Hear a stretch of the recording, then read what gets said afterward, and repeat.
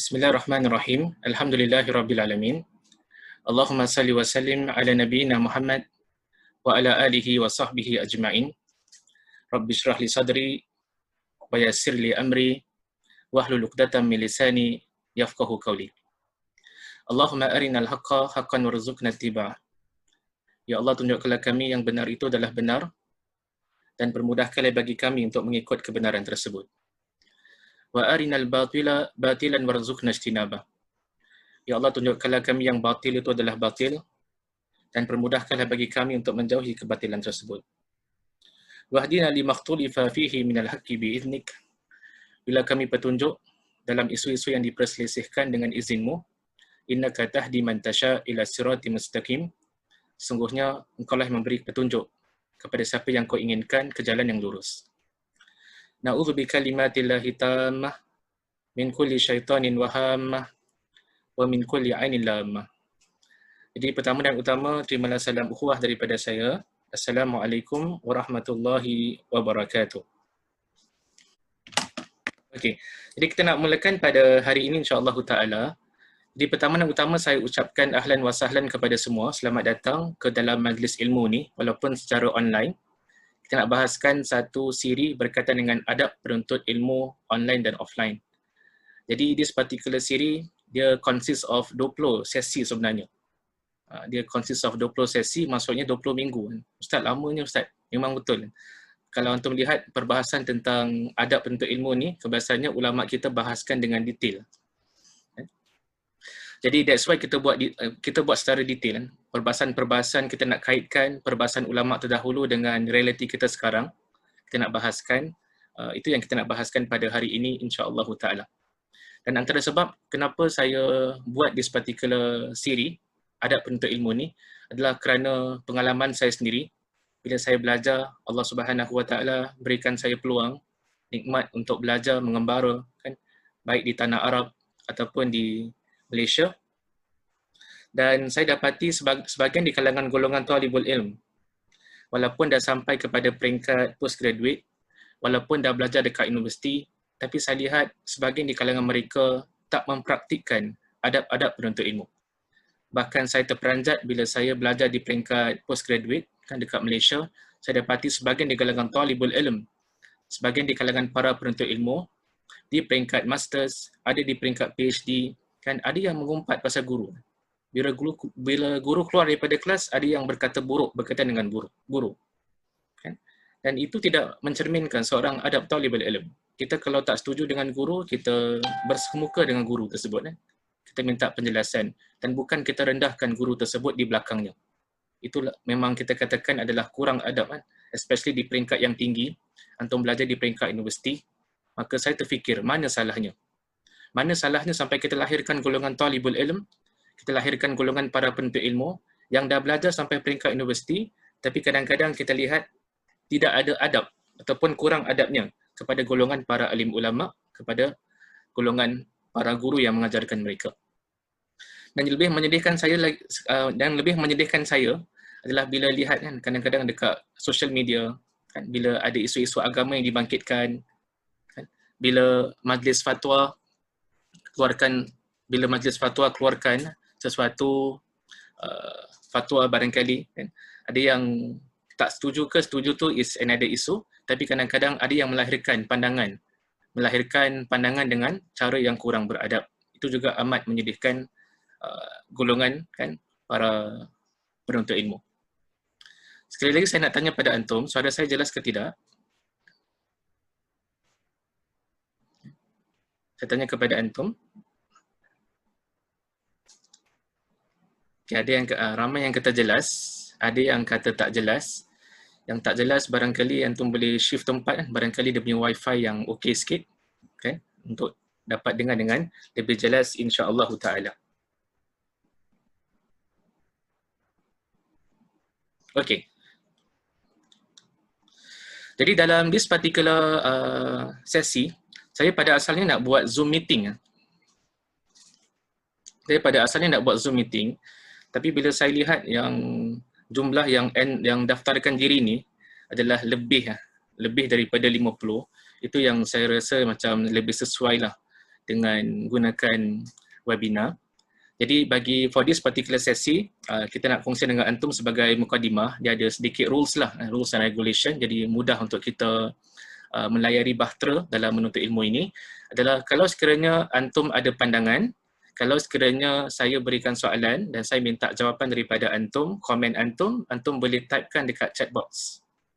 Kan? Kebiasaannya webinar kat sebelah bawah tu, dia ada chat. Kan? Dan kalau sekiranya antum ada soalan, antum boleh manfaatkan salah satu daripada dua fungsi ini ataupun option ini. Pertama adalah raise hand, dengan kedua adalah Q&A. Jadi kalau ada soalan, saya sarankan dululah. Kalau antum ada soalan, antum tulis kat Q&A dulu. Kan kerana raise hand ni, saya akan berikan antum peluang untuk berkata-kata. Itu adalah towards the end. Kan bila kita dah selesai daripada syarahkan slides, kita akan beri antum peluang kalau ada nak tanya soalan. Jadi saya sarankan pada antum, kalau ada terdetik bila saya syarahkan nota ini dan ada yang ada soalan, saya sarankan yang antum type dekat Q&A. Jadi tak lupa. Kita manusia ni mudah lupa. Sekarang kita ingat soalan, lepas 5 minit soalan tu lari. Jadi saya sarankan, kalau mudah untuk di-type, boleh type. Kalau susah untuk antum type kerana soalan dia panjang sangat, barangkali nanti towards the end, antum boleh raise your hand. Raise your hand, saya harap bukan literally antum raise hand lah kat rumah. Bukan itu yang dimaksudkan, antum tekan button tu raise hand, nanti saya akan nampak, saya akan berilah peluang kalau sekiranya antum ingin menyoal. Okay.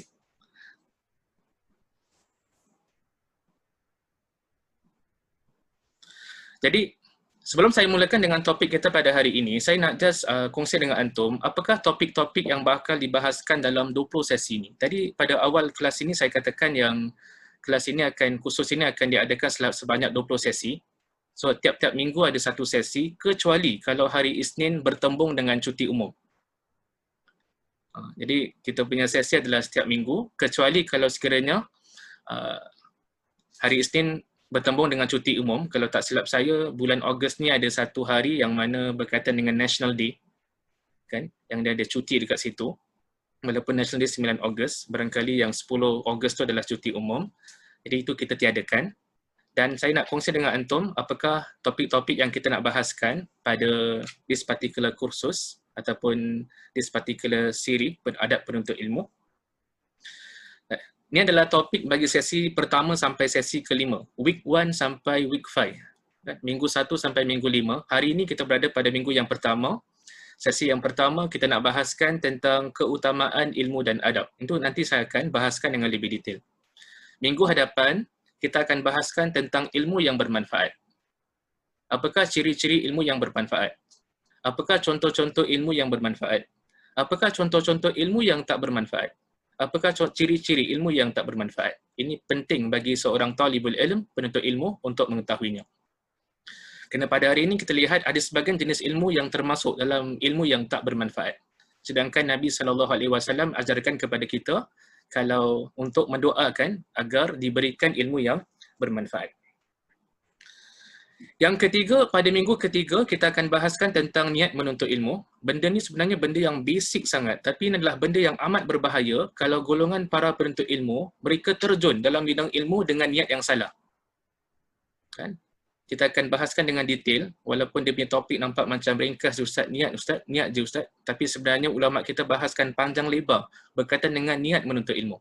What is your intention ketika mana kita menuntut ilmu? Minggu yang keempat kita akan sentuh berkaitan dengan kaedah menuntut ilmu. Macam mana kita nak menuntut ilmu? Ini juga dibahaskan oleh para ulama. Okay? Apa yang saya maksudkan, contoh ilmu agama ni banyak kan, ada ilmu tafsir, ada ilmu hadis, ada ilmu fikih, ada ilmu bahasa Arab, ada ilmu usul fikih dan ilmu-ilmu yang lain. Macam mana sebagai seorang beginner, kan? Macam mana dia nak menuntut ilmu? Dalam erti kata yang lain, apa yang sepatutnya dia belajar dulu? Apa yang sepatutnya dikedepankan dan apa sepatutnya dikebelakangkan? Itu juga perlu dibahaskan oleh golongan dibahaskan oleh para ulama kita, macam mana nak menuntut ilmu. Kan? Sebagai contohlah, kita nak belajar tafsir. Kita nak belajar tafsir, kita nak start dengan apa? Adakah kita belajar tafsir terus kita buka kitab Tafsir Tabari, terus seorang penuntut ilmu belajar? Tafsir Tabari ini untuk makluman semua adalah satu tafsir yang begitu tebal yang dikarang oleh Imam At-Tabari rahimahullahu ta'ala.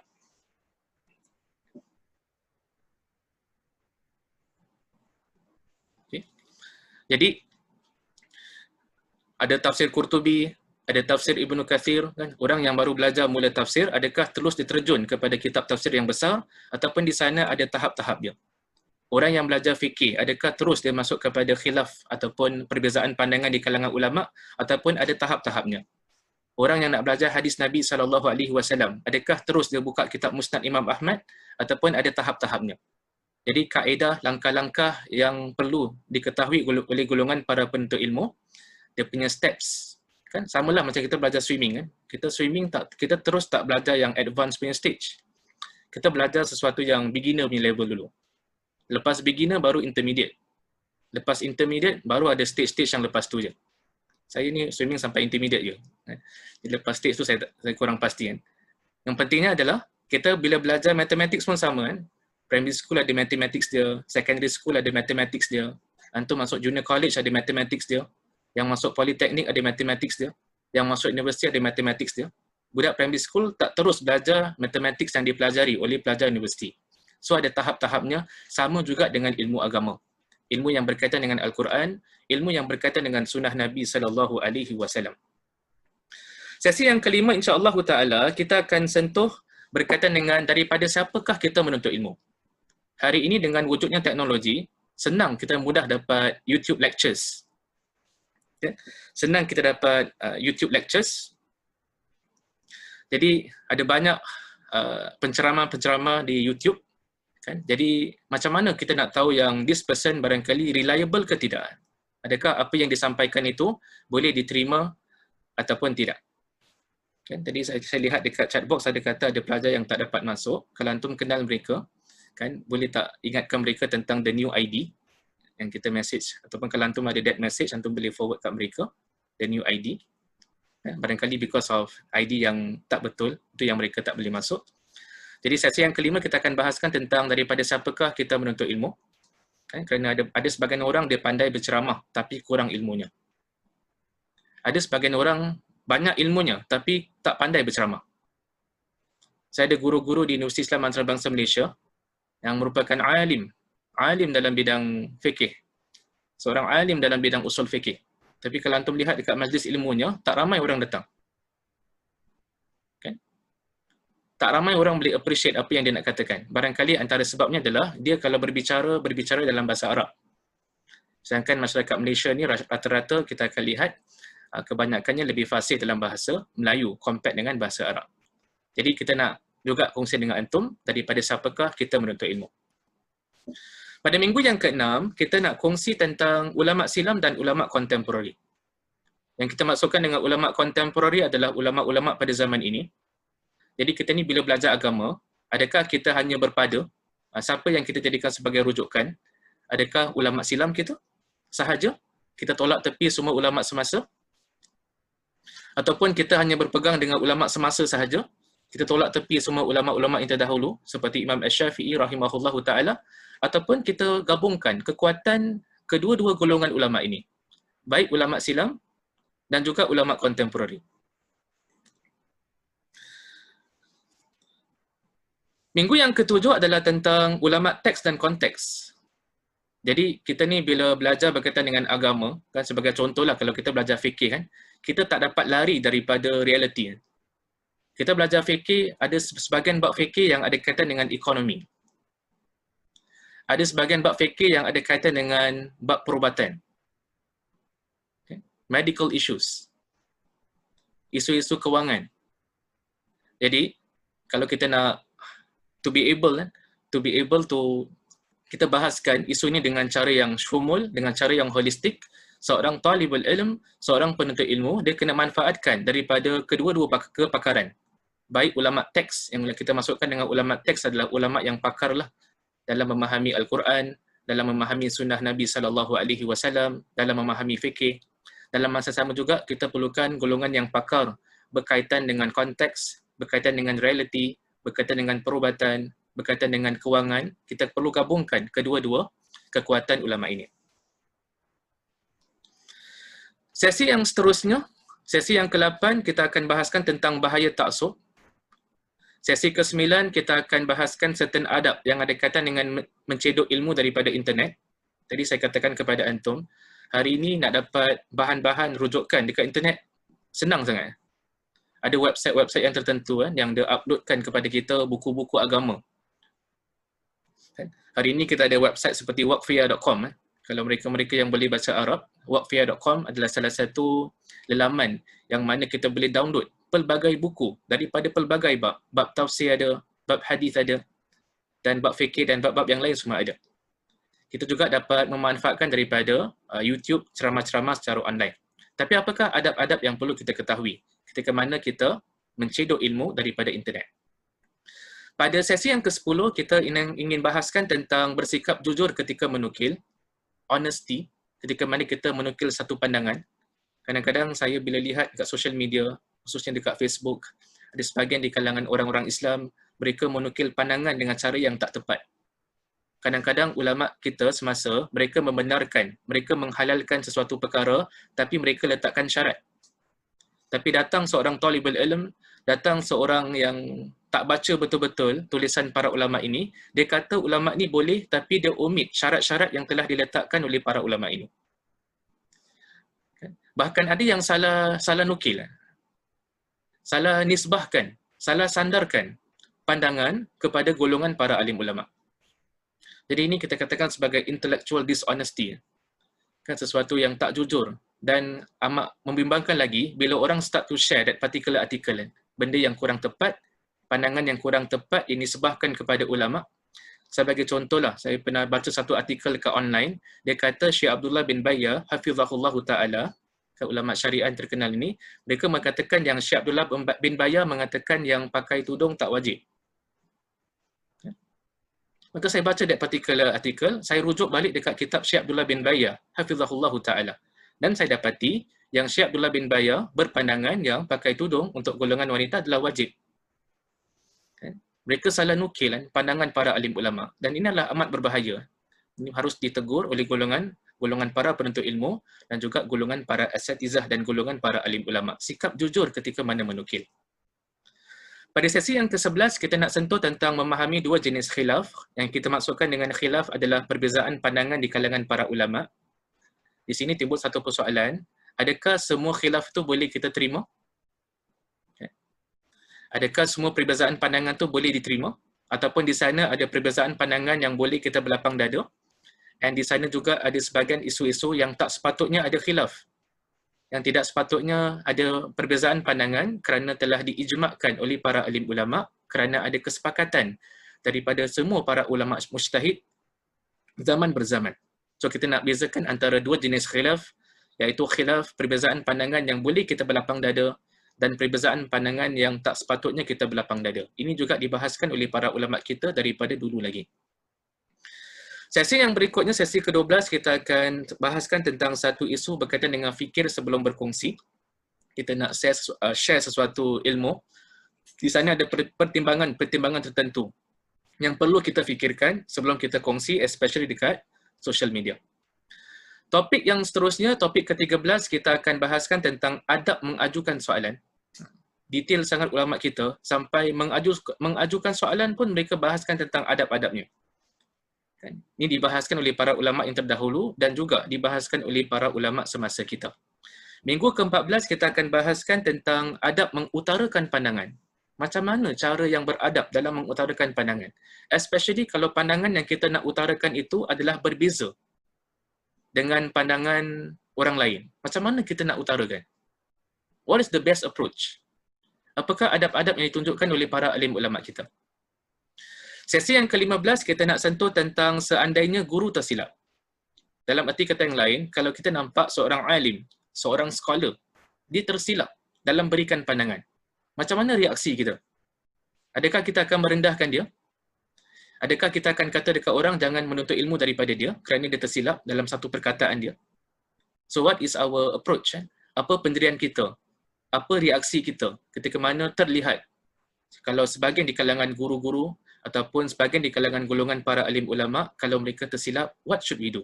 Itu juga kita akan bahaskan pada sesi yang ke-15. Pada sesi yang ke-16, kita akan bahaskan tentang isu memberikan nasihat atau merendahkan orang. Jadi golongan talibul ilm, golongan para penuntut ilmu, Kan kita lihat satu kesalahan, jadi kita nak tegur orang tu, kita nak berikan nasihat. Tapi kadang-kadang tanpa kita sedari, kita sebenarnya bukan nasihatkan orang tersebut. Kita sebenarnya sedang merendahkan orang tersebut. Jadi macam mana nak bezakan antara kita memberikan nasihat dan ataupun kita sedang merendahkan orang tersebut? Merendahkan orang adalah dilarang, memberikan nasihat adalah sesuatu yang terpuji. So macam mana kita differentiate antara dua benda ni? Sesi yang ke-17, kita nak sebut tentang zakat ilmu. Selalu kita dengar tentang zakat harta. Kan? Tapi dalam sesi ini kita nak introduce kepada antum tentang zakat ilmu. Ilmu pun kena ada zakat. Ustaz, berapa percentage Ustaz? Berapa persen kena keluarkan zakat ilmu ni? Nanti kita akan bahaskan bila kita dah sampai kepada sesi tersebut. Sesi yang berikutnya adalah sesi ke-18, adalah apakah cabang-cabang ilmu yang perlu dipelajari, especially bagi golongan para penuntut ilmu yang ingin menjadi seorang pendakwah. Kan kita nak menjadi pendakwah dekat Singapura, kan kita menuntut ilmu, jadi seorang pendakwah, apakah cabang-cabang ilmu yang perlu kita pelajari? Ini juga dibahaskan oleh para alim ulama kita. Topik yang ke-19, pada minggu yang ke-19, kita nak bahaskan berkaitan 3 perkataan yang sukar dilafazkan. Baik bagi golongan penuntut ilmu, ataupun bagi golongan sebahagian daripada di kalangan orang-orang yang berilmu. Ada 3 perkataan ni dia susah nak lafazkan, susah nak ucapkan. Kan? Ustaz, apa 3 perkataan itu? Itu kita tunggulah sampai sesi yang ke-19 insya-Allah taala. Dan sesi yang terakhir pada sesi yang ke-20, kita nak bahaskan tentang beberapa perangkap-perangkap dalam menuntut ilmu. Certain pitfalls yang mana seorang penuntut ilmu perlu berjaga-jaga, berhati-hati agar dia tak tersungkur, terjatuh. Kan? Agar dia tidak dibelit ataupun ditipu, diperdayakan oleh golongan syaitan ketika mana mereka menuntut ilmu. Untuk makluman semua, kita menuntut ilmu, kalau kita tak berhati-hati, kita juga boleh diperdayakan oleh golongan syaitan. That's why kita lihat sebagian di kalangan ulama yang terdahulu, mereka ada karang kitab Talbisul Iblis, kan tentang balitan iblis, bagaimana iblis ataupun golongan syaitan, mereka membelit, mereka memperdayakan the different groups of people. Orang-orang Islam, salah satu kumpulan adalah golongan para penuntut ilmu. Jadi itu merupakan di antara 20 sesi, 20 topik yang kita nak bahaskan sepanjang kita punya pengajian insya-Allah taala.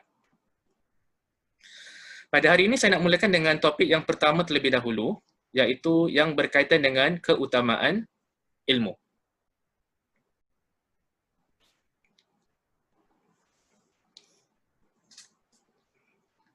Jadi para ulama kita zaman berzaman, mereka membincangkan tentang kelebihan ilmu. Dan kita lihat ni, kita ni kalau menuntut ilmu, kita perlukan kepada motivation. Untuk keep on going, kita ni belajar ilmu sepanjang hayat. Kita bukan stop belajar ilmu bila ada degree stop belajar, tak. Kita tak stop belajar bila kita ada masters. Kita tak stop belajar bila kita ada PhD, tak. Kita akan belajar sepanjang hayat. Dan suka saya ingatkan diri saya dan juga kepada antum, kalau boleh janganlah kita diperdayakan dengan sertifikat yang kita ada. Sijil yang kita ada. Yes, satu achievement, kita dah complete that particular stage. Kita belajar di peringkat diploma, kita belajar di peringkat degree, kita belajar di peringkat master ataupun PhD. Tapi jangan diperdayakan dengan cert yang kita ada. Okay. Orang yang belajar habis degree, walaupun ada cert, sijil dalam Islamic Studies, dalam pengajian Islam, belum tentu dah habis baca kitab tafsir. Orang yang ada degree in Islamic Studies, kan? Belajar 4 tahun, tak kisahlah kat negeri mana pun, belum tentu dah habis baca kitab Kutubus Sittah. Kan? The 6 books of hadith. Kitab Sahih Al-Bukhari, Sahih Muslim, Jami' Tirmidzi, Sunan Abi Dawud, Sunan Ibnu Majah, Sunan Nasa'i. Orang yang ada degree dalam bidang fikih, belum tentu dah selesai baca kitab-kitab tulisan para ulama yang terdahulu daripada pelbagai mazhab. Jadi itu menunjukkan kepada kita, kita ni kena keep on to seek knowledge, kan, untuk menuntut ilmu. Walaupun kita dah ada cert dah, walaupun kita dah ada sijil, jangan diperdayakan dengan sijil yang kita ada. Dan kita bila menuntut ilmu, kita perlukan pada motivation. Dan salah satu motivation adalah dengan kita mengingat tentang kelebihan ilmu, tentang keutamaan ilmu. Apakah yang Allah Subhanahu Wa Taala sebutkan tentang kelebihan orang menuntut ilmu? Apakah hadis-hadis Nabi SAW yang menyebutkan tentang kelebihan, keutamaan orang yang menuntut ilmu? Dulu, jadi kita perlukan pada motivation. Sama jugalah dengan orang kalau dia pergi umrah, dia pergi haji, dia singgah dekat kota Madinah, dia look forward nak solat dekat Masjid Nabawi. Kenapa dia look forward untuk solat kat Masjid Nabawi? Kerana antara sebabnya ada hadis Nabi SAW yang berbunyi, salatun fi masjidi hadha afdal min alfi salatin fi ma siwahu ila al-masjidil haram. Satu solat dalam masjidku ini adalah 1000 kali ganda lebih baik daripada solat di tempat-tempat yang lain kecuali Masjidil Haram. Yang mana Masjidil Haram dia punya ganjaran adalah 100,000 kali ganda lebih baik daripada solat di tempat-tempat yang lain. Jadi kalau orang datang ke kota Madinah, dia tahu yang solat ke Masjid Nabawi ini adalah 1000 kali ganda, kan? Lebih baik, maka dia akan bersungguh-sungguh untuk dapatkan tempat, kan, pergi ke Masjid Nabawi, mendirikan solat di sana kerana ada ganjaran yang besar. Sama juga dengan golongan para penuntut ilmu, kita perlukan sesuatu untuk motivate kita untuk menuntut ilmu.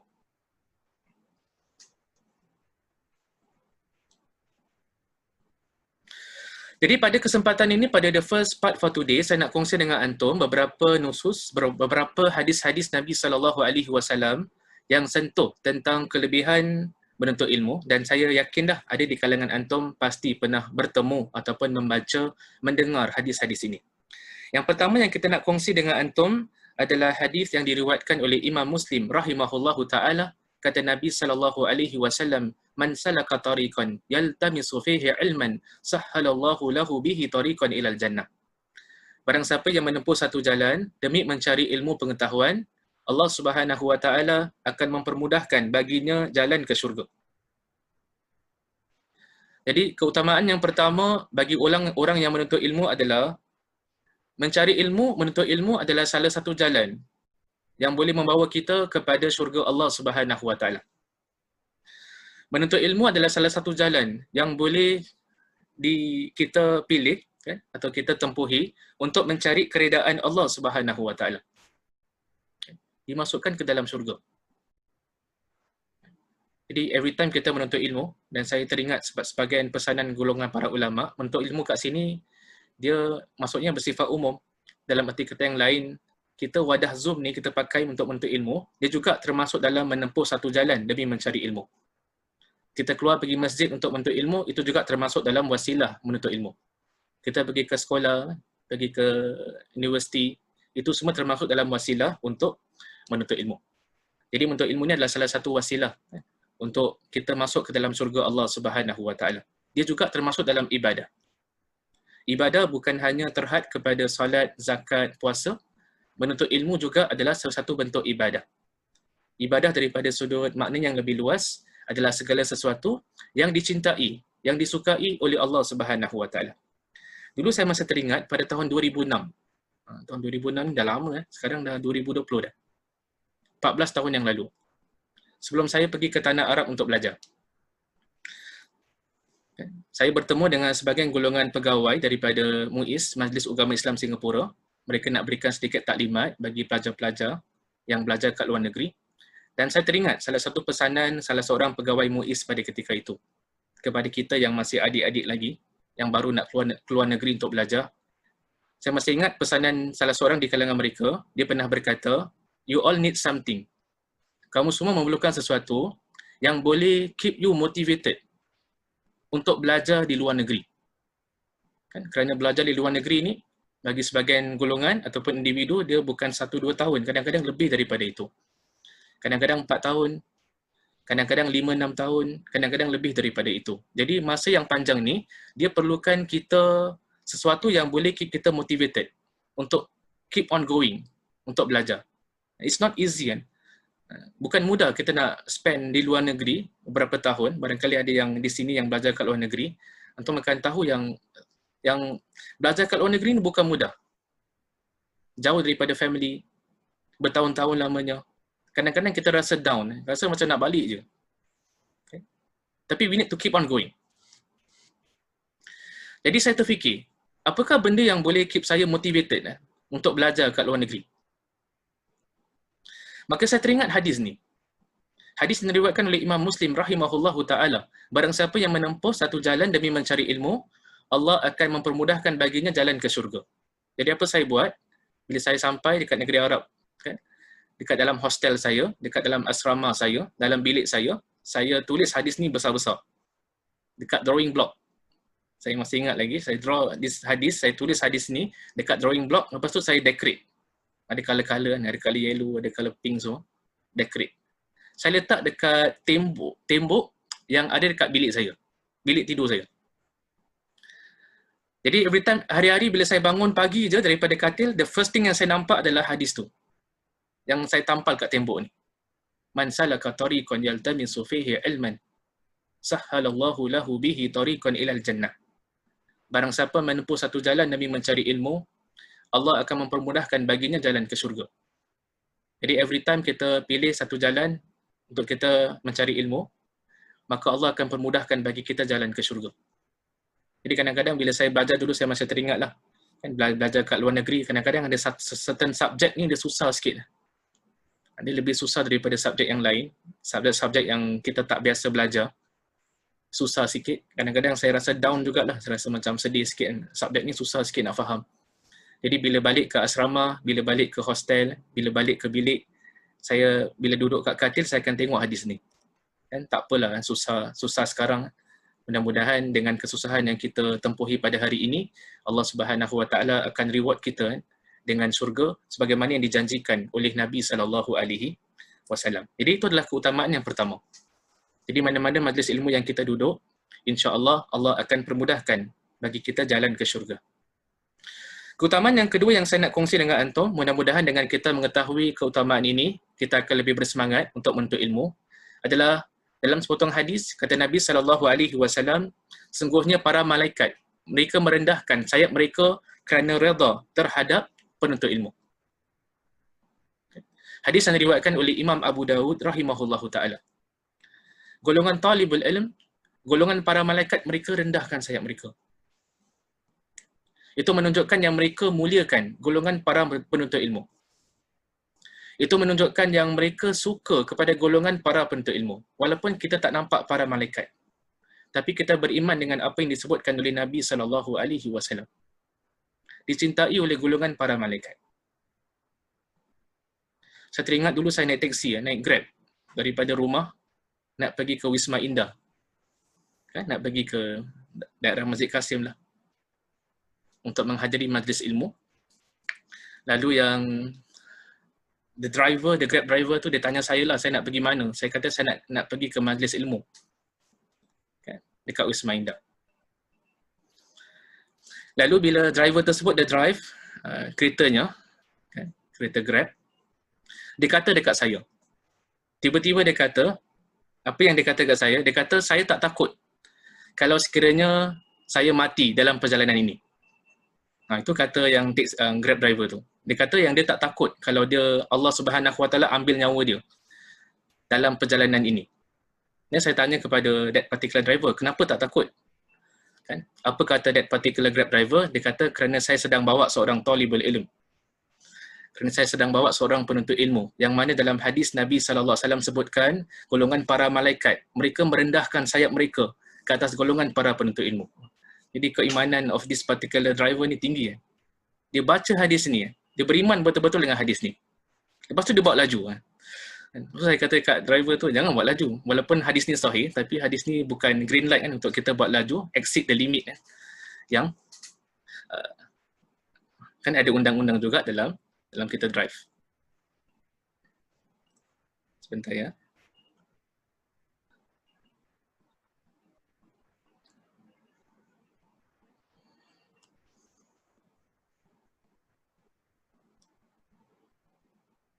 Okey. Jadi, kelebihan yang kedua adalah golongan para malaikat mereka merendahkan sayap mereka kerana redha terhadap golongan para penuntut ilmu. Kita nak beralih kepada kelebihan yang ketiga.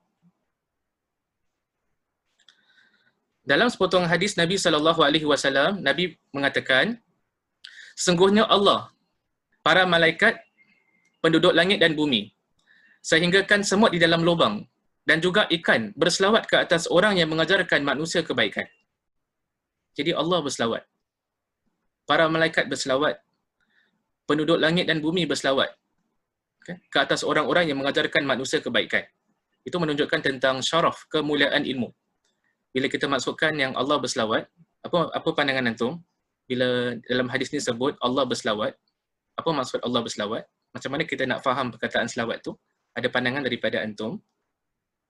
Boleh tuliskan dekat chat box barangkali apa yang antum faham bila Allah berselawat.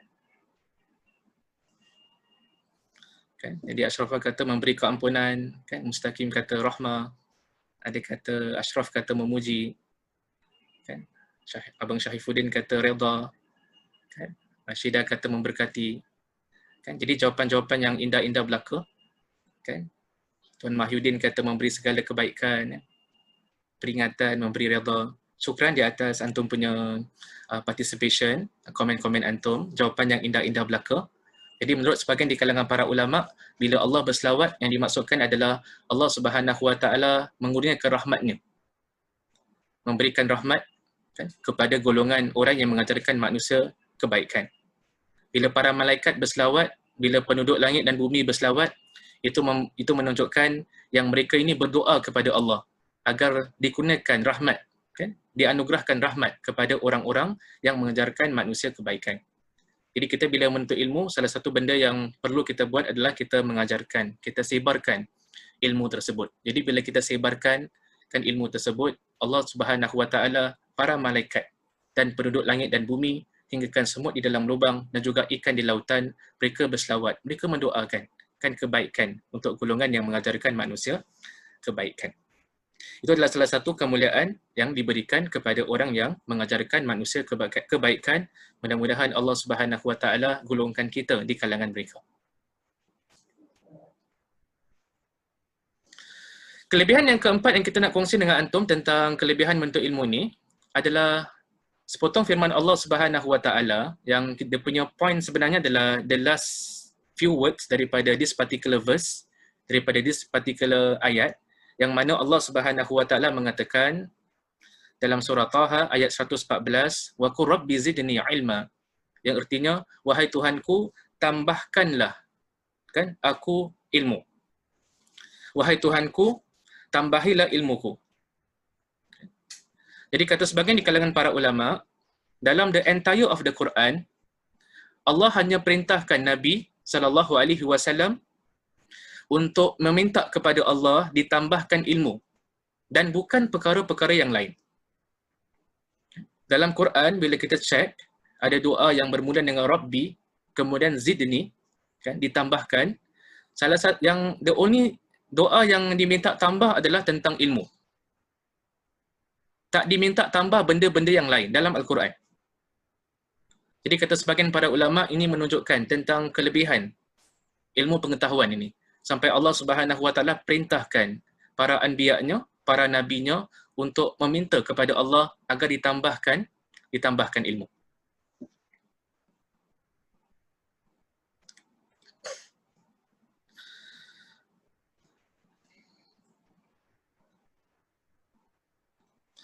Kelebihan yang kelima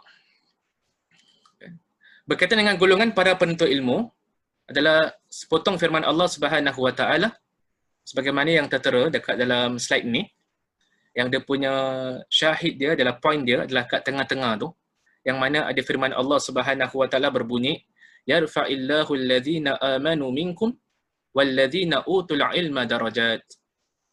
So, yang artinya Allah meninggikan derajat orang-orang yang beriman di antara kamu. Dan orang-orang yang diberi ilmu pengetahuan dari kalangan kamu beberapa darajat. Dan sebagian ulama mengatakan yang kelebihan ini ditinggikan derajat bukan hanya di dunia, tapi juga mendapat kelebihan di hari akhirat kelak. Di kalangan orang-orang yang beriman, walaupun kita semua beriman kepada Allah Subhanahu Wa Taala, tapi kedudukan kita tak sama. Orang yang mempunyai yang utul ilm, yang diberikan ilmu, adalah lebih tinggi derajatnya daripada orang yang kurang ilmunya. Ini yang disebutkan oleh Allah Subhanahu Wa Taala dalam Al-Quranul Karim. Bahkan kalau kita perhatikan, di kalangan binatang pun, binatang yang berilmu lebih mulia daripada binatang yang kurang ilmu dia. That's why kita lihat dalam Quran, Allah Subhanahu Wa Taala benarkan kita makan daging binatang yang telah diburu oleh seekor anjing yang dilatih. Kalau kita ada anjing yang kita latih, and dia berburu, dia memburu binatang yang halal dimakan, boleh tuan dia makan. Tapi kalau anjing liar, dia buru satu binatang, tak boleh kan bagi manusia untuk memakannya. Jadi golongan yang berilmu ditinggikan derajat. Sampai Allah Subhanahu Wa Taala perintahkan para malaikat untuk sujud ke Nabi Adam alaihi salam. Antara sebabnya adalah tentang Allah muliakan Nabi Adam alaihi salam. Allah Subhanahu Wa Taala muliakan Nabi Adam alaihi salam dengan ilmu. Allah Subhanahu Wa Taala ajarkan banyak perkara kepada Nabi Adam alaihi salam, nama-nama perkara yang tidak diajarkan kepada golongan para malaikat. Jadi itu adalah di antara 5 kelebihan keutamaan orang-orang yang menuntut ilmu. Dan sebenarnya ada banyak lagi kelebihan lah. Cuma pada sesi kali ini saya nak berpada dengan 5 dulu. 5 di antara keutamaan kelebihan ilmu. Mudah-mudahan dengan kita mengetahui kelebihan-kelebihan ini, kita lebih bersemangat lah untuk menuntut ilmu. Okay. Jadi sebelum saya beralih kepada the next perbahasan tentang adab, antum ada soalan pada ketika ini? Saya nak tengok dulu kat chat box, ada soalan ke tidak?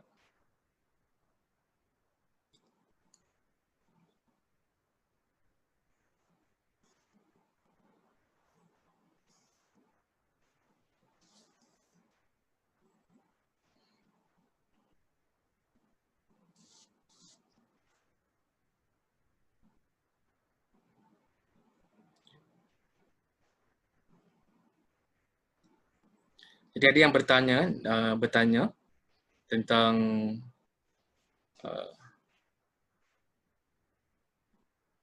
adakah ilmu lebih diwajibkan daripada ibadah-ibadah yang lain, sebagai contoh puasa ataupun haji? Kita mengatakan setiap perkara yang diwajibkan oleh Allah Subhanahu Wa Taala perlu kita lakukanlah pada sesuai dengan tempatnya, dengan keadaannya. Jadi sebagai contoh macam haji kan, diwajibkan untuk kita melakukannya pada musim yang tertentu. Kan? Puasa diwajibkan kita melakukannya pada waktu-waktu yang tertentu, sebagai contoh puasa Ramadan. Jadi kita wajib berpuasa, kita wajib melaksanakan haji kalau fulfill syarat-syaratnya. Dalam masa sama juga kita wajib untuk menuntut ilmu. Jadi kewajipan kita sebagai seorang Muslim dia bukan satu je, dia ada lebih daripada satu, sebagaimana yang disebutkan dalam Al-Quran dan juga dalam hadis Nabi SAW. Ada yang bertanya tentang mencari ilmu di sini, adakah bermakna ilmu syar'i ataupun ilmu duniawi? Kan ada sebahagian di kalangan para ulama bila mereka kupaskan hadis tentang man salaka tariqan yaltamisu fihi ilman, dan perkataan ilman disebut dalam bentuk nakirah, dalam bentuk without specifying a particular branch of knowledge. Ada sebahagian di kalangan ulama yang berpandangan perkataan ilmu selain daripada merujuk kepada ilmu-ilmu syar'i yang bertepatan dengan syarak, juga adalah ilmu-ilmu lain yang bermanfaat. Kan? Sebahagian di kalangan ulama mereka bahagikan ilmu kepada ilmu yang bermanfaat dengan ilmu yang tidak bermanfaat. Kita sebagai orang-orang Islam dituntut untuk menuntut ilmu-ilmu yang bermanfaat. Okay. Ada yang minta agar disebutkan dalam bahasa Arab juga sebahagian hadis itu, kan? Barangkali kita boleh kongsi dengan antum lah kan, sebentar nanti ataupun menerusi WhatsApp. Kan? Ada yang bertanya, adakah dengan kemuliaan ilmu Nabi Adam dimuliakan dengan penghormatan daripada para malaikat dengan bersujud? Jadi kita lihat Allah Subhanahu Wa Taala muliakan Nabi Adam daripada sudut penciptaan. Yang sebahagian di kalangan ulama mengatakan yang salah satu kelebihan yang diberikan kepada Nabi Adam alaihissalam adalah knowledge, kan, ilmu. Kan? Jadi sujud kepada Nabi Adam dia bukan sujud ibadah sebagaimana kita maklum. Sujud kepada Nabi Adam adalah sujud penghormatan, kan, kepada Nabi Adam, tapi kita taat kepada Allah Subhanahu Wa Taala.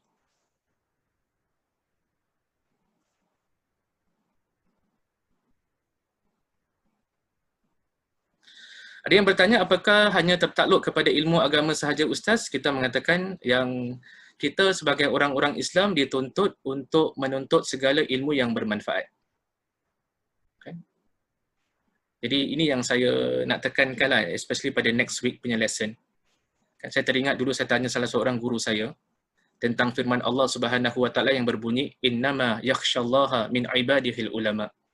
Sungguhnya yang paling takut kepada Allah Subhanahu Wa Taala di kalangan hamba-hambanya adalah golongan para ulama. Siapa ulama yang dimaksudkan dalam ayat ini? Adakah ulama tafsir sahaja? Adakah ulama hadis sahaja? Adakah ulama fikih sahaja? Maka jawapan yang diberikan oleh guru saya teringat, dia kata adalah apa dua jenis cabang ilmu yang mana bila seseorang itu mendalaminya, dia semakin tunduk kepada Allah Subhanahu Wa Taala. Dia semakin melihat kebesaran Allah Subhanahu Wa Taala, maka dialah yang dimaksudkan dalam that particular field, dalam that particular ayat. Ada sebagian orang mereka mendalami ilmu berkaitan dengan sains sebagai contoh, berkaitan dengan biologi.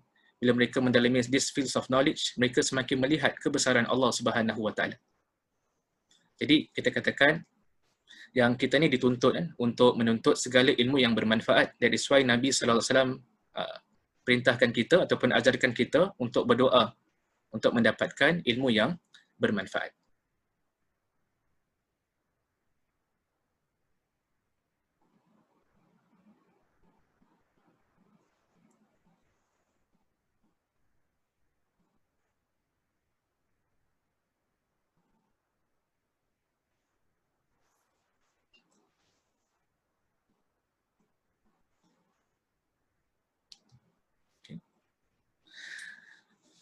Jadi nanti kita akan jawab sekali lagi sebahagian di kalangan soalan-soalan antum. Kita nak teruskan dulu dengan slides. Jadi pada hari ini.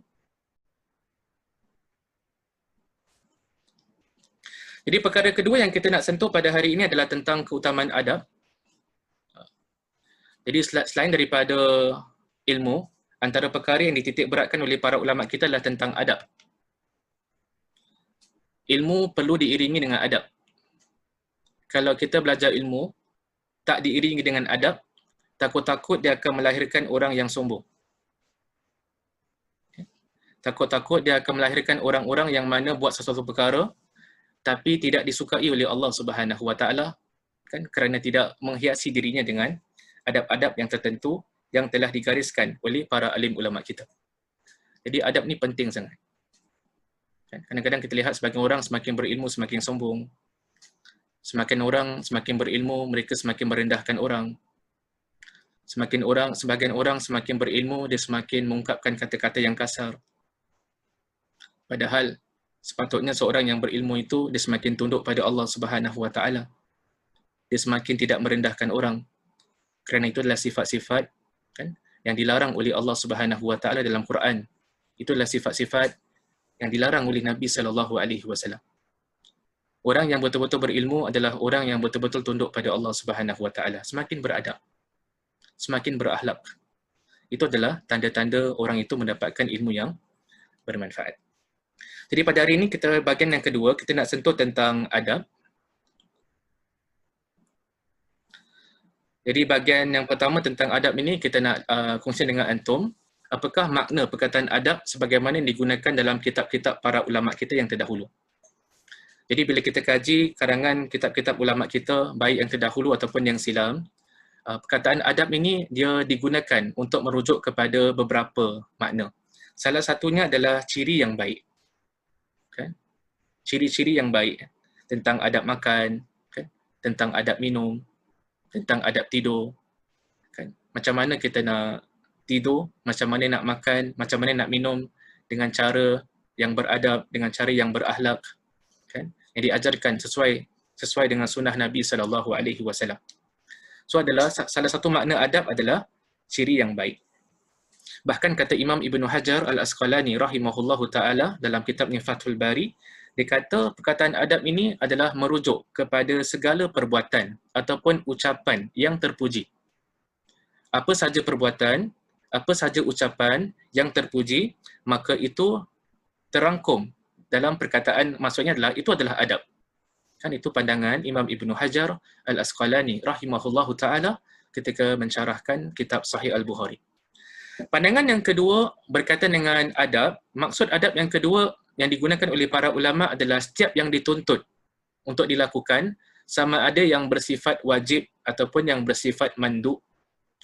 Sama ada benda tu wajib ataupun dia digalakkan, dia recommended ataupun dia sunat, maka sebagian ulama menggunakan perkataan adab untuk refers, untuk merujuk kepada setiap perkara yang dituntut. Itu adalah pandangan kedua di kalangan ulama. The third usage di kalangan ulama yang saya tak sempat nak masukkan dalam this particular slide adalah sebagian ulama bila gunakan perkataan adab, yang mereka masukkan adalah mendidik. Sebahagian di kalangan ulama, bila mereka gunakan perkataan adab, yang mereka masukkan adalah mendidik. Itu adalah pandangan yang ketiga, the third usage of perkataan adab. Okay. Cuma yang dalam this particular session, bila kita sebut tentang adab penuntut ilmu, yang kita masukkan adalah apakah ciri-ciri lah, kan, yang perlu ada, yang baik pada seorang penuntut ilmu, sama ada dia menuntut ilmu secara online, ataupun dia menuntut ilmu secara berhadapan, secara fizikal dekat depan gurunya. Dan bila kita lihat kepada tulisan para ulama kita, kita akan dapati yang para ulama kita zaman berzaman, mereka ada karang banyak kitab yang ada kaitan dengan adab. Bahkan sebahagian kitab mereka diberikan nama adab. Sebagai contoh, kalau antum lihat dekat this particular slide, adalah ke sebelah kiri sekali, kitab Adabud Dunya wad Din, yang dikarang oleh salah seorang tokoh ulama Syafi'i yang terkenal, Imam Abul Hasan Al-Mawardi rahimahullahu ta'ala, kan, yang wafat pada tahun 450 Hijriah. Kan? Imam Abul Hasan Al-Mawardi ada karang sebuah kitab Adabud Dunya wad Din. Ibn Jama'ah ada karang sebuah kitab Tadhkirah Sami' wal Mutakallim fil Adab Al-Alim wal Muta'allim. Kan dia berkaitan dengan adab, kan, golongan seorang alim, seorang yang berilmu, dengan golongan al-muta'allim, golongan para penuntut ilmu. Al-Khatib Al-Baghdadi rahimahullahu ta'ala, dia ada karang sebuah kitab Al-Jami' li Akhlaq Ar-Rawi wa Adab As-Sami'. Kan, itu adalah Al-Khatib Al-Baghdadi rahimahullahu ta'ala. Kalau saya boleh tanya pada antum, apakah nama-nama kitab-kitab yang lain yang antum pernah dengar ataupun pernah baca, pernah belajar, yang ada perkataan adab?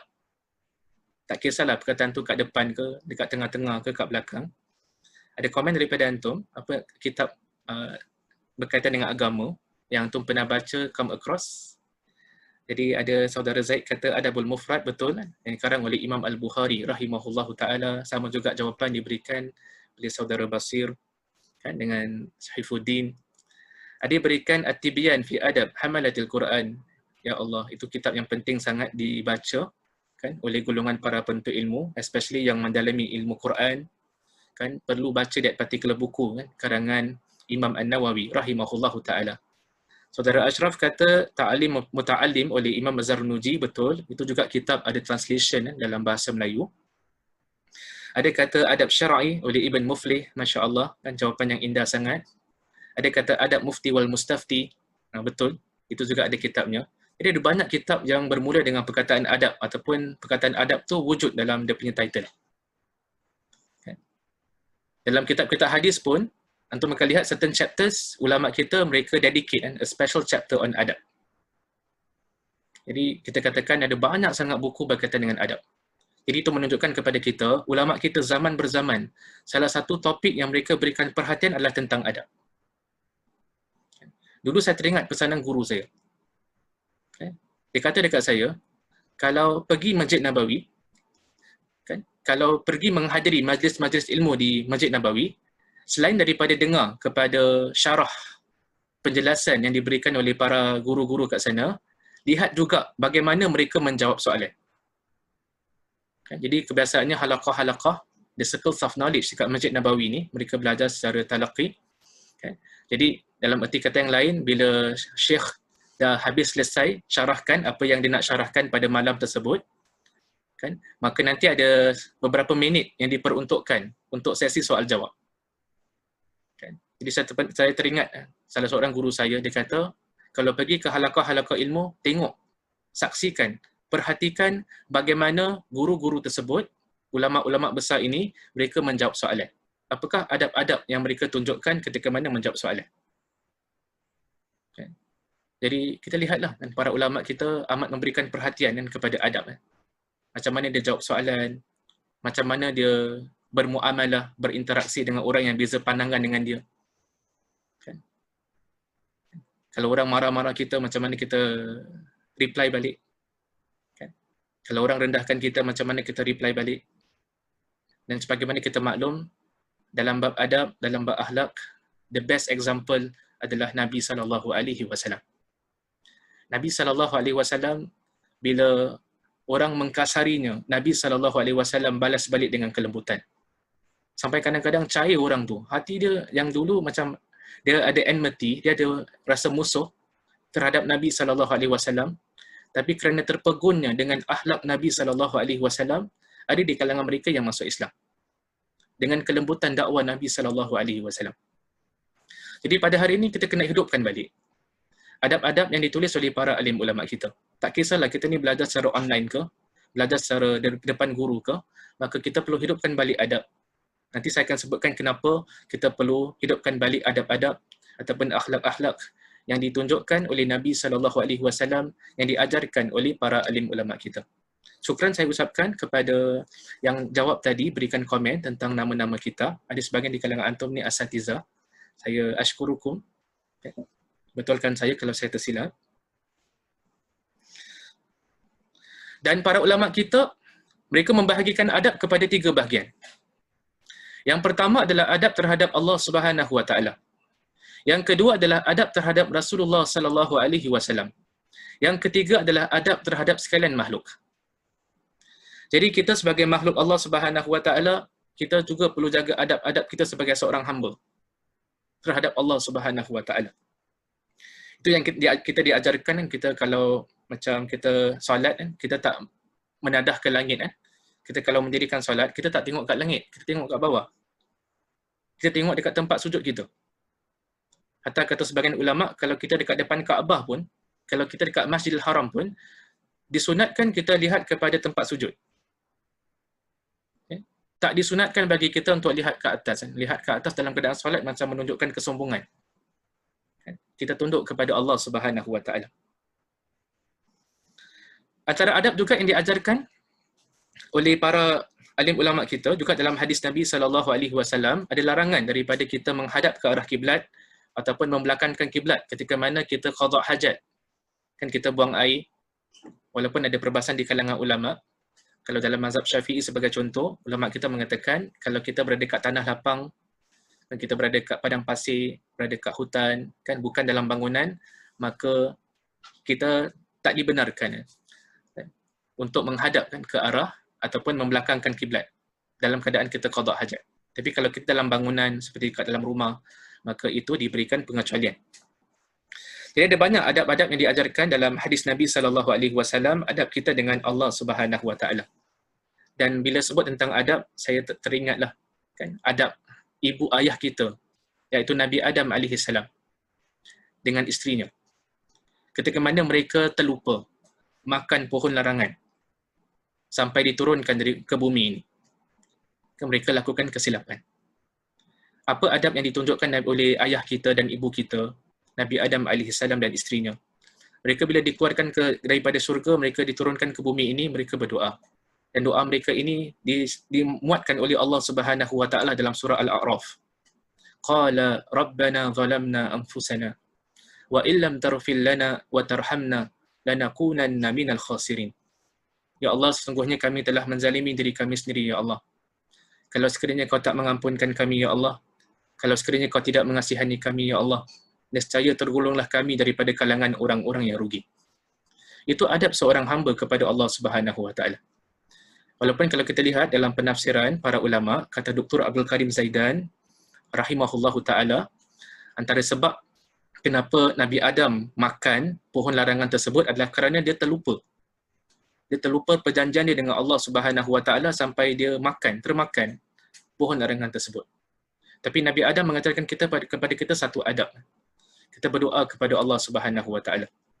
Kan? Meminta ampun kepada Allah Subhanahu Wa Taala.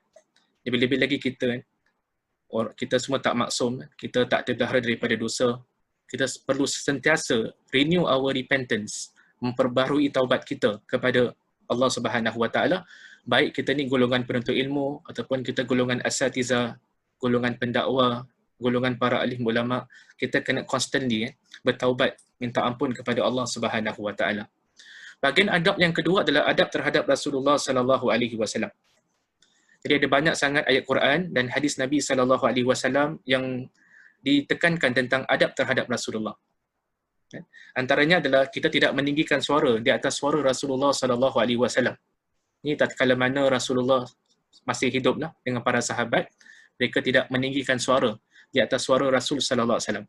Hatta selepas kewafatan Nabi pun, kita pun tak boleh tinggikan suara kita di atas suara Rasul sallallahu alaihi wasallam. Di sini timbul satu persoalan, Ustaz, macam mana kita tinggikan suara kita di atas suara Rasulullah sallallahu alaihi wasallam setelah kewafatannya? Saya teringat pesanan ataupun apa yang berlaku dekat Imam Malik rahimahullahu taala. Imam Malik ni adalah Imam Darul Hijrah.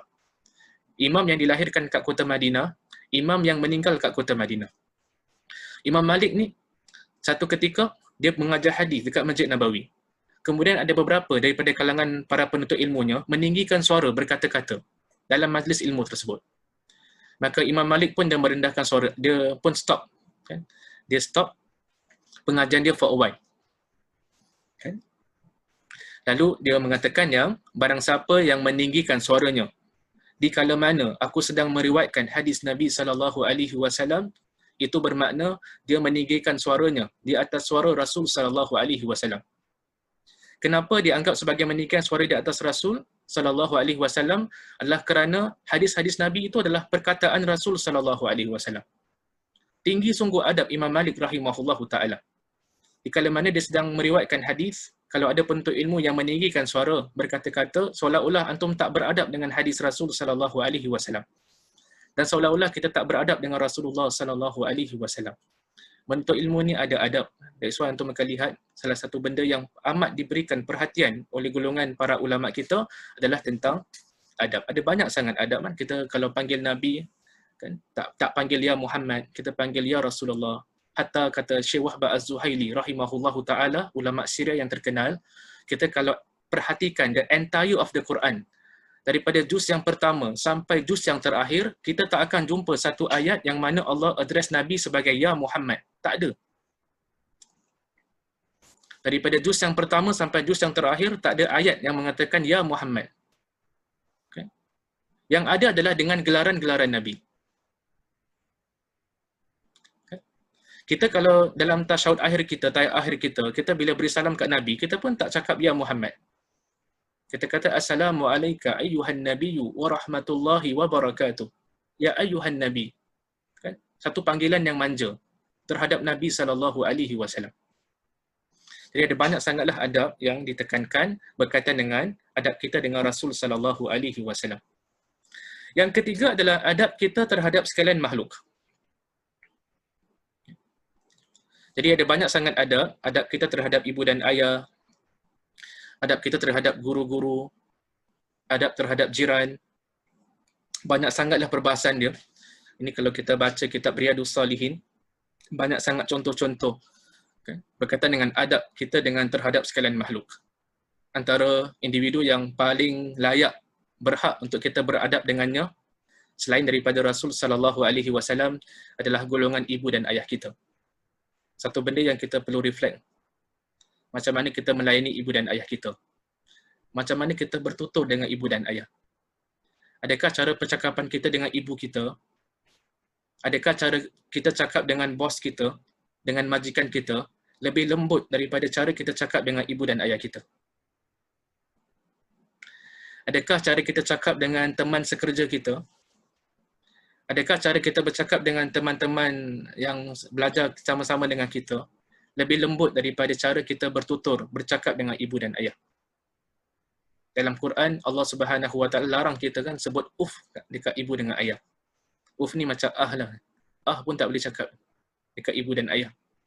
Apatah lagi kalau kita utter a complete sentence. Apatah lagi kalau seorang anak kata kat ibu ataupun ayahnya, mak ni leceh lah, bapak ni leceh, lagi tak dibenarkan dalam Islam. Kalau tak boleh cakap, apatah lagi kalau a complete sentence. Satu benda yang kita perlu reflect. Kadang-kadang kita cakap dengan majikan kita lebih lembut daripada kita cakap dengan mak bapak kita. Sedangkan Nabi SAW didatangi oleh seorang sahabat. Sahabat tersebut bertanya, "Ya Rasulullah, man abur?" Wahai Rasulullah, siapakah orang yang paling layak aku berbuat baik terhadap dirinya? Kata Nabi SAW adalah ibu kamu. Thumma man? Kemudian siapa ya Rasulullah? Kemudian ibu kamu. Thumma man? Kemudian siapa ya Rasulullah? Kemudian ibu kamu. Kemudian ayah kamu. Nabi SAW tekankan adab kita terhadap ibu dan ayah kita. Nah, saya teringat pesanan guru-guru saya. Mereka mengatakan salah satu faktor yang membuatkan seorang anak itu berjaya dalam kehidupannya adalah bila dia berbakti kepada kedua ibu dan ayah. Kalau dia berbakti kepada ibu dan ayah, ketika mana dia masih hidup, itu adalah salah satu faktor yang akan membuatkan dia berjaya dalam kehidupan dia. Sebab itu saya ingin pesan kepada diri saya dan juga kepada antum sekalian, bagi mereka yang ada ibu dan ayah, hargailah masa ini ketika mana ibu dengan ayah kita masih hidup. Lakukanlah perkara-perkara yang boleh menggembirakan mereka. Cakaplah dengan mereka dengan perkataan yang baik, perkataan yang lembut. Kan? Mudah-mudahan Allah Subhanahu Wa Taala merahmati kita semua. Mudah-mudahan Allah Subhanahu Wa Taala memberikan kita kejayaan, kan, dekat dunia dan juga dekat hari akhirat. Jadi adab dia ada banyak bahagian lah. Kan, adab terhadap Allah, adab terhadap Rasulullah, adab terhadap sekalian makhluk. Sekalian makhluk yang kita masukkan kat sini, hatta haiwan pun termasuk dalam makhluk ni. Jadi terhadap haiwan pun ada adab-adab yang diajarkan oleh Nabi SAW. Indah sungguh agama Islam adalah dia cover almost every aspect of human life. Kan? Dia memang betul-betul a way of life. Tak semua agama seperti Islam. Kan? Barangkali sebahagian agama diberikan perhatian kepada worships, kepada rituals, kepada ibadah. Kan? Tapi kadang-kadang dia tak ada benda perkara-perkara yang lain. Nabi ajarkan kita benda yang kecil, Nabi ajar kita benda yang besar. Nabi ajar kita nak masuk toilet, nak baca apa pun Nabi ajar, nak masuk tandas. Dalam masa sama juga, perkara-perkara yang besar juga diajar oleh Nabi SAW.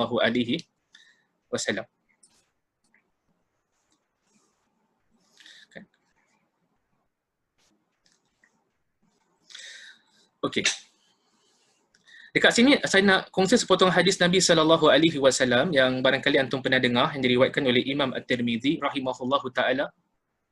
Kata Nabi SAW, sesungguhnya yang paling aku cintai dan paling hampir tempat duduknya dengan aku pada hari kiamat adalah orang yang paling baik akhlaknya. Jadi orang-orang beriman bila masuk ke dalam syurga, okay, yang dapat tempat duduk yang paling hampir dengan Nabi SAW, yang paling dicintai oleh Nabi SAW adalah yang paling baik akhlaknya. Ini yang disebutkan oleh Nabi SAW. Sebab tu seorang penuntut ilmu, dia perlu hiasi dirinya dengan akhlak. Dia perlu hiasi dirinya dengan adab. Apa guna ilmu kita banyak kalau kita tidak beradab? Apa guna kalau ilmu kita banyak, kita ada banyak sertifikat, tapi kalau kita bukan orang yang berakhlak? Jadi kita kalau nak ikut sunnah Nabi SAW, ikutlah secara syumul. Kita bukan hanya ikut perkataan Nabi SAW, kita bukan hanya ikut perbuatan-perbuatan Nabi SAW, kita juga ikut akhlak Nabi SAW. Okay. Nabi SAW diutus untuk menyempurnakan akhlak. Aisyah radhiyallahu anha mengatakan yang akhlak Nabi adalah Al-Quran. Jadi apa sahaja ajaran Al-Quran, dia punya practical example dia dapat dilihat dalam akhlak Nabi SAW. Jadi kita semua itulah inginkan tempat yang hampir dengan Nabi SAW. Salah satunya adalah dengan menghiasi diri kita dengan akhlak yang baik. Okay, jadi itu merupakan di antara the last slide saya untuk hari ini. Kita masih ada masa. Saya nak cuba ambil certain soalan antum.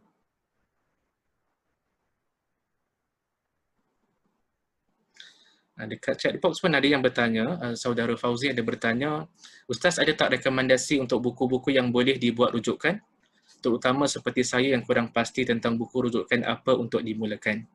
Jadi pada pandangan peribadi saya, kalau kita nak cari buku tentang adab penuntut ilmu ni, baik kita carilah kan, kalau saya nak sarankanlah kepada antum, sebuah kitab yang dikarang oleh mufti wilayah yang dulu, iaitu Dr. Zulkifli Al-Bakri. Dia ada karang sebuah kitab yang berjudul Tinta Nasihat bagi Penuntut Ilmu. Okay. Ada dijual di kedai-kedai yang dikarang oleh Dr. Zulkifli, mufti wilayah yang sebelum ini, not the current one, iaitu Tinta Nasihat bagi Penuntut Ilmu. Sebenarnya ada banyak lagi kitab lah yang telah diterjemahkan ke dalam bahasa Melayu, diterjemahkan ke dalam bahasa Inggeris. Tadi ada yang sebut tentang kitab adab yang dikarang oleh Imam Az-Zarnuji rahimahullahu ta'ala. Itu juga adalah kitab yang baik. Ada yang kitab yang dikarang oleh Syekh Bakar Abu Zaid tentang Hilya Talibil Ilm, perhiasan golongan para penuntut ilmu. Itu juga adalah kitab yang baik. Cuma for this particular class yang saya adakan, saya tak berpada dengan satu kitab. Jadi saya rujuk kepada pelbagai rujukan, kemudian saya cuba simplifikan apakah poin-poin yang penting yang diutarakan oleh para ulama kita.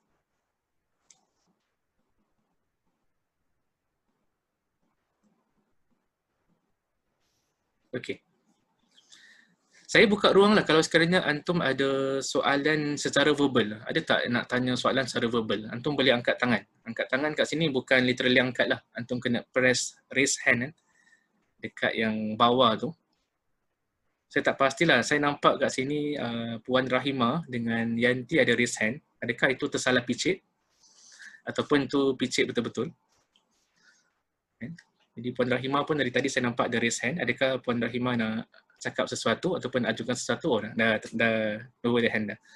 Ada di kalangan antum yang nak ajukan ini soalan secara verbal, boleh raise hand. Kita berikan antum peluang untuk ajukan soalan. Oh, ada yang tersalah picit, tak mengapa.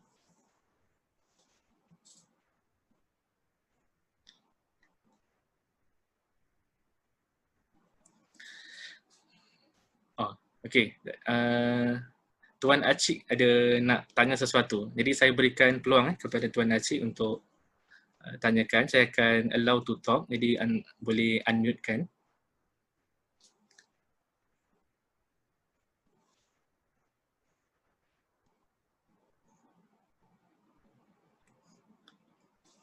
Tuan Acik nak sebut sesuatu, boleh unmute-kan mic dia.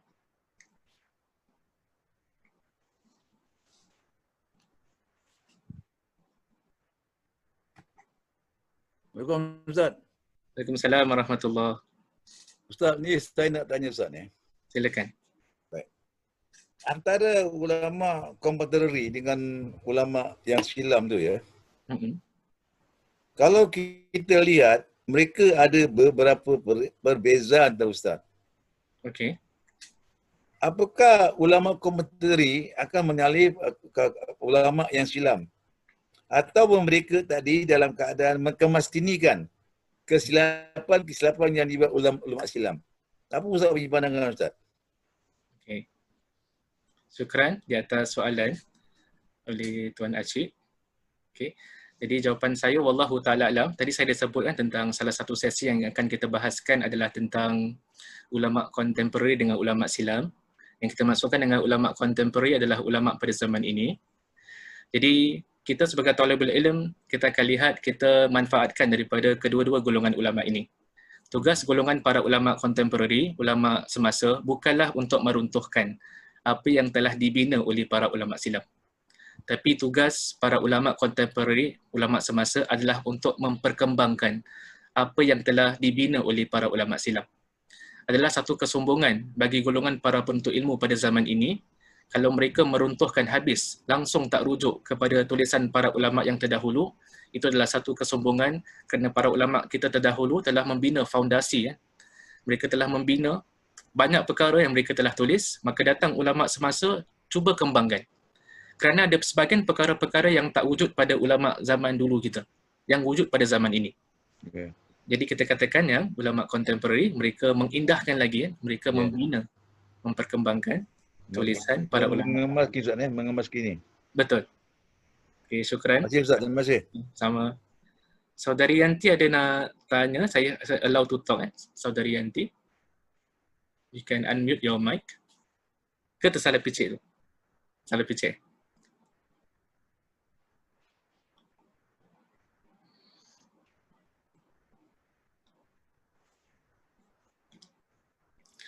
Okey, kalau sekiranya ada yang nak tanya secara verbal boleh. Dalam masa sama juga kita cuba lihatlah kepada apa yang ada kat question and answer punya box. Tadi ada yang tanya, Saudara Rahim ada tanya di awal kelas, Ustaz ada kata website yang baik untuk Islam. Memang banyaklah website yang baik untuk Islam. Tadi saya dah sebut tentang waqfiyah.com, W-A-Q-F-E-Y-A. Cuma ni kitabnya adalah website dalam bahasa Arab. Jadi kalau ada di kalangan antum yang mahir baca bahasa Arab, bolehlah rujuk kepada waqfiyah.com. Tapi dalam masa sama juga, kita akan kongsi dengan antum, nanti bila kita dah sampai kepada sesi berkaitan adab mencedok ilmu daripada internet, kita akan kongsi dengan antum apakah lelaman-lelaman yang dipercayai selain daripada bahasa Arab, dalam bahasa Inggeris ataupun dalam bahasa Melayu yang boleh dimanfaatkan sebagai golongan para penuntut ilmu.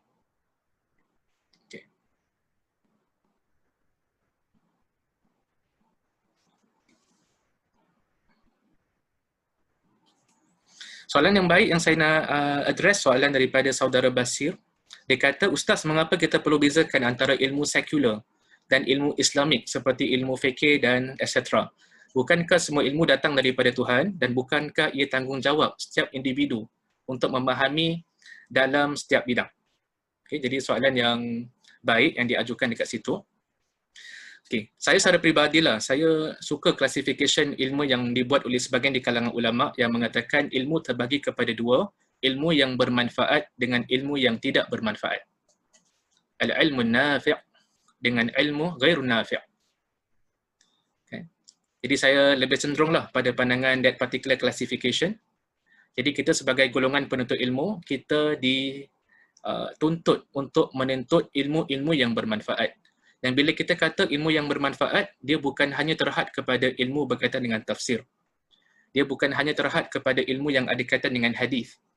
Dia bukan hanya terhad kepada ilmu yang ada kaitan dengan fikih ataupun bahasa Arab. Dia adalah any branch of knowledge yang memberikan kemanfaatan.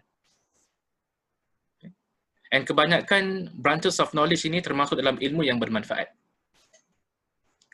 Cuma kita juga tak nafikan, dalam banyak-banyak ilmu ni, sebahagian di kalangan ulama mengatakan ilmu yang paling mulia sekali adalah ilmu yang berkaitan dengan Quran. Sampai Nabi SAW sebut dalam sepotong hadis, khairukum man ta'allama al-Quran wa 'allamah. Sebaik-baik kamu adalah orang yang mempelajari Al-Quran dan mengajarkannya. Kenapa Al-Quran ini adalah di antara ilmu yang paling mulia? Kerana Al-Quran adalah kalamullah, adalah the speech of Allah, adalah kata-kata Allah. Sedangkan ilmu-ilmu yang lain kita akan lihat kadang-kadang dia pandangan scholars, kata-kata scholars. Alim ni cakap benda ni, scholar ni cakap benda ni. Kadang-kadang mereka berbeza pandangan dalam sebagian isu. Tapi Al-Quran kalamullah. Allah Subhanahu Wa Taala does not give an opinion. Allah Subhanahu Wa Taala speaks the truth. Dalam Quran Allah berikan kebenaran. Antum suka ke tak suka, that is the truth. Jadi kita katakan kepada antum, saya untuk jawab sebagai jawapan kepada soalan saudara Basir, saya lebih cenderunglah kepada klasifikasi yang mengatakan ada ilmu yang bermanfaat dan ada ilmu yang tak bermanfaat. Ilmu bermanfaat kita dituntut untuk menuntutnya. Jadi kalau antum belajar the different branch of knowledge, kan? Tak kisahlah, tak semestinya tafsir, tak semestinya hadis, maka di sana ada banyak cabang-cabang ilmu yang bermanfaat.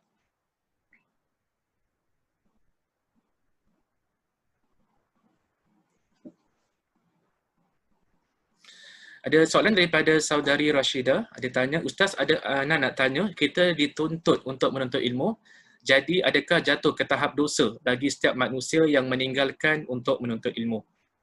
Jadi kita katakan ada sebagian ulama mereka klasifikasikan ilmu kepada fardu ain dengan fardu kifayah. Jadi kalau dia termasuk dalam ilmu tersebut, termasuk dalam fardu ain, maka wajib kita belajar. Kan kalau kita tak belajar, dikhawatiri kan boleh termasuk dalam kategori orang yang berdosa. Adapun kalau ilmu itu adalah ilmu fardu kifayah, maka memadailah kalau sekiranya ada sekumpulan manusia yang telah mendalami ilmu tersebut, gugurlah kewajipan tersebut. Jadi kita katakan tak semua ilmu lah kalau kita tak tuntut dianggap sebagai berdosa. Kan? Ilmu yang harus diutamakan sebenarnya adalah ilmu yang ada kaitan dengan fardu ain. Itu yang lebih harus diutamakan. Bagi mereka yang ada kelebihan, tuntutlah juga ilmu-ilmu yang bersifat fardu kifayah. Wallahu ta'ala a'lam.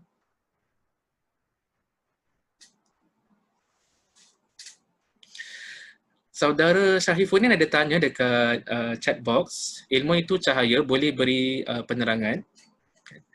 By the way sekarang dah 9:15 kan, tapi saya tetap akan jawab soalan antum. Cuma kalau sekiranya ada yang ada keuzuran kan, perlu leave, kita tak akan halang antum, tapi saya akan cuba habiskan soalan-soalan yang ada dekat yang diajukan. Jadi dekat chat box ada yang tanya tentang ilmu itu cahaya, boleh beri penerangan tentang cahaya itu. Memang betul. Ramai di kalangan ulama yang menganggap ilmu itu sebagai cahaya. Dan salah satunya adalah pesanan guru kepada Imam Syafi'i, pesanan dia kepada Imam Syafi'i rahimahullahu ta'ala. Kan?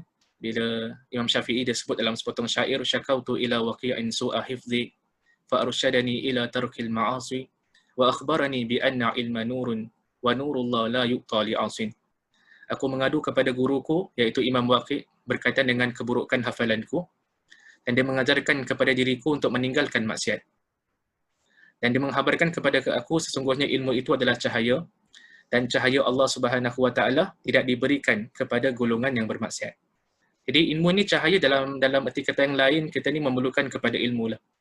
Kan? Dalam setiap kita punya langkah kita. Sebab tu sebahagian di kalangan ulama seperti Imam Ahmad rahimahullahu taala, dia mengatakan manusia ini lebih memerlukan kepada ilmu daripada dia memerlukan kepada makanan dan minuman. Kan? Kerana makanan dengan minuman barangkali sehari kita makan 2 kali, 3 kali. Kita makan breakfast, kita makan lunch, kita makan dinner barangkali 3 kali. Ada yang barangkali makan 2 kali je sehari. Tapi ilmu ni kita perlukan pada setiap saat. Kita nak melakukan satu perkara, kita perlukan pada ilmu. Kan?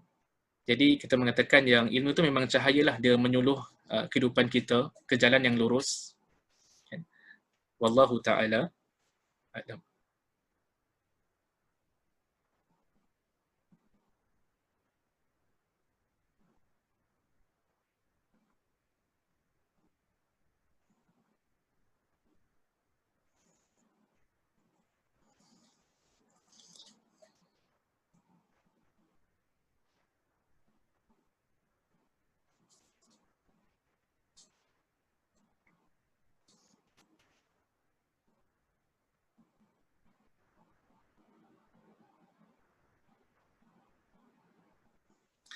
Ada soalan daripada saudari Hazatul Ain, ada yang mengatakan, Ustaz, untuk pada seseorang dah lanjut usia, adakah mereka diwajibkan untuk menuntut ilmu? Atau ilmu apa yang mereka mampu untuk belajar sesuai dengan umur mereka, yang mungkin mereka sudah umur 80 lebih, kan? Contohnya. Kan? Wallah, Masya Allah. Jadi, walaupun orang tu dah lanjut usia, kalau dia masih ada kemampuan untuk menuntut ilmu, maka tuntutlah ilmu berdasarkan kemampuan dia. Wallahu ta'ala alam, ni adalah pandangan peribadi saya lah, barangkali saya tersilap. Kalau ada banyak ilmu kat depan kita, kalau kita nak pilih salah satu, maka pilihan saya adalah ilmu yang berkaitan dengan Quran. Okay. Jadi, wallahu ta'ala alam, walaupun dah lanjut usia 80 lebih, kan, barangkali antara ilmu yang berguna adalah ilmu untuk memahami Al-Quran, yang basic-basic, yang simple, ilmu tentang tafsir Al-Quran, kan? Kerana itu adalah di antara ilmu yang amat bermanfaat. Dan saya teringatlah pesanan ataupun sebahagian di kalangan ulama seperti Syekh Wahbah Az-Zuhaili rahimahullahu ta'ala. Saya bila baca sejarah hidup Syekh Wahbah Az-Zuhaili ni adalah amat menarik, adalah walaupun umur dia dah 80 lebih tahun, dia masih menulis. Syekh Wahbah Az-Zuhaili rahimahullahu ta'ala, dia pernah cerita dalam sebahagian kitab dia, yang dia pernah ada rasa untuk stop menulis, berhenti menulis. Dia nak fokus ke ibadah bila usia dia dah lanjut. Kan? Tapi dia tetap menulis. Kan? Antara sebabnya adalah kerana bila kita beribadah, dia punya manfaat antara kita kepada kita sahaja. Tapi kalau kita menulis ilmu, manfaat yang akan diperolehi adalah juga, kan, diberikan kepada orang lain. Jadi jawapan saya, ini pandangan peribadi saya lah.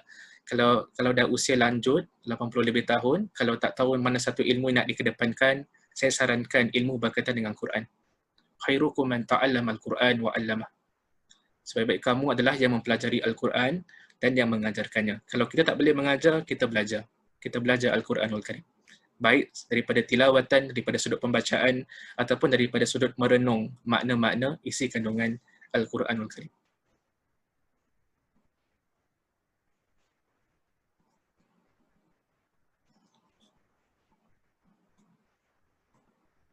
Kita ambil lagi sikit soalan dekat Q&A.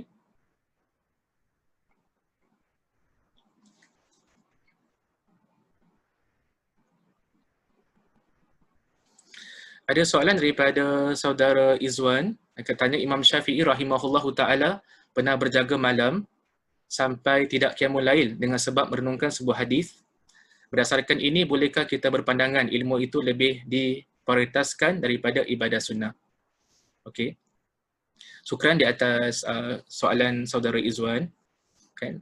Wallahu ta'ala alam, saya kurang pastilah kan tentang kesahihan riwayat ini. Kan kalau ada guru-guru yang dalam this particular Zoom kan yang boleh berikan pencerahan tentang kesahihan riwayat ini. Kalau sekiranya seandainya betul ada riwayat sedemikian rupa yang mengatakan Imam Syafi'i pernah berjaga malam sampai tidak berqiyamul lail kerana merenungkan sebuah hadis Nabi sallallahu alaihi wasallam, kita mengatakan yang kita ni dalam Islam Kalau boleh kita, setiap ibadah tu ada waktunya lah.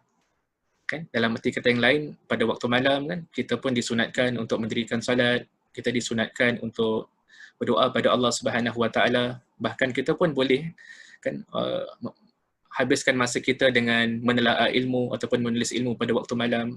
Jadi ibadah ni skop dia luas lah. Kan, dia tak semestinya kita mendirikan solat, kan? Tak semestinya kita berdoa sahaja, kita juga boleh lakukan dengan perkara-perkara yang lain. Tapi kalau sepertiga malam yang terakhir, antara ibadah yang digalakkan adalah kita bermohon pada Allah Subhanahu Wa Taala. Kerana ada hadis kudusi yang mengatakan Allah Subhanahu Wa Taala kan bertanya, siapa di kalangan hamba-hamba yang minta ampun, Allah akan ampunkan. Siapa yang ada permintaan, Allah akan kabulkan.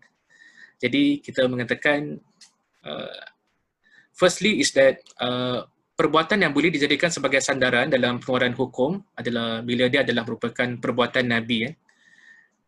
Hatta perbuatan sahabat pun ada pertikaian di kalangan ulama, boleh tak kita jadikan sebagai sandaran untuk membina hukum. Itu yang dalam usul fikih dipanggil sebagai qaul sahabi, pandangan para sahabat. Jadi wallahu ta'ala alam, setiap waktu tu ada tempat dia yang tersendiri. Boleh kita menelaah ilmu itu ibadah, dalam masa sama juga mendirikan solat pun ibadah, berdoa pada Allah juga termasuk dalam ibadah. Ada yang minta ulang nama buku yang tadi saya sarankan adalah seperti contoh Tinta Nasihat untuk Penuntut Ilmu oleh Dr. Zulkifli Al-Bakri. Saya rasa tadi dekat chat box ada yang tulis nama kitab tersebut. Nama website itu kalau dalam bahasa Arab lah tadi yang saya kongsi dengan antum, waqfiyah.com. Adapun website-website yang lain kita akan kongsi dengan antum pada sesi-sesi yang akan datang.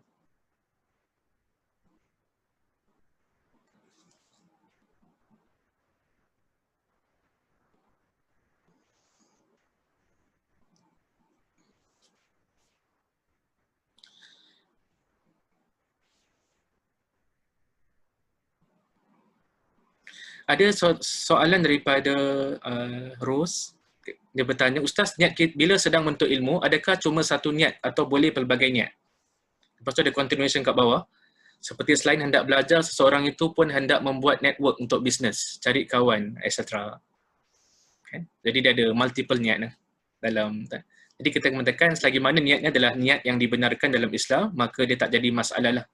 Cuma kita akan bagi contoh lah. Sebagai contoh, kalau niat itu untuk bertakabur, menyombongkan diri ketika mana menuntut ilmu, itu yang diharamkan. Atau niat bila tak ada keikhlasan pada Allah Subhanahu Wa Taala, itu juga adalah tidak dibenarkan. Tapi kalau ada more than one niat, and all those niat itu adalah dibenarkan selari dengan prinsip ajaran Islam, maka itu tidak menjadi masalah. Okay? Yang pentingnya bila ada keikhlasan. Wallahu ta'ala a'lam.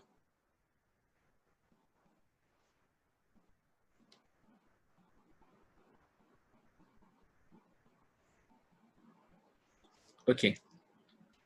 Saya nak simpulkan pengajian kita pada hari ini insya-Allah taala. Jadi hari ini kita sebut tentang keutamaan ilmu dan keutamaan adab. Jadi seorang talibul ilm perlu hiasi dirinya kan dengan ilmu dan perlu hiasi dirinya dengan adab. Kan? Kerana insya-Allah orang yang beradab, orang yang berakhlak mulia akan mendapat tempat duduk antara tempat duduk yang paling hampir dengan Nabi sallallahu alaihi wasallam di hari akhirat kelak.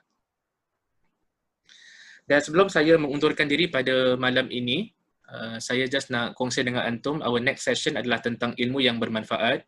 Dan suka saya kongsi dengan antum, once antum dah register sekali, tak perlu register lagi dah. Kita dah ada rekod antum dah. Jadi, siapa yang hadir hari ini, antum dah register for the first session, dah tak perlu register lagi lah. So which means, kalau antum nampak kat Facebook kan, Facebook saya ke ataupun ke Instagram, saya post benda ni, maka kalau antum nak hadir, just hadir sahaja. Kita akan update antum, kita akan bagi nota 1 hari sebelum. Dan juga tentang webinar ID. Saya minta maaf lah tadi, saya ada bagi the new webinar ID. Barangkali ada yang tak sampai message kepada antum. Saya minta maaf, itu kelemahan daripada pihak kami. Jadi kita punya sesi adalah selama 20 sesi pengajian. So kita akan berikan antum nota every week kan. One dengan webinar ID dia sekali, 1 hari sebelum bermulanya sesi yang berikutnya. Okay. Jadi pada hari ini saya berpada setakat di sini. Yang baik itu datang daripada Allah Subhanahu Wa Taala. Saya minta maaflah kalau ada sebahagian soalan saya tak mampu untuk jawab ataupun saya terlupa nak jawab. Boleh ingatkan saya menerusi nombor admin. Kan?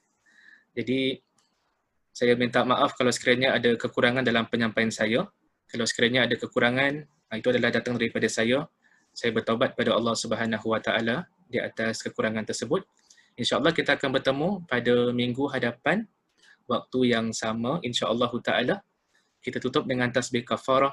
Subhanakallahumma wa bihamdika, asyhadu an la ilaha illa anta, astaghfiruka wa atubu ilaik. Sekian, Assalamualaikum warahmatullahi wabarakatuh. Terima kasih semua.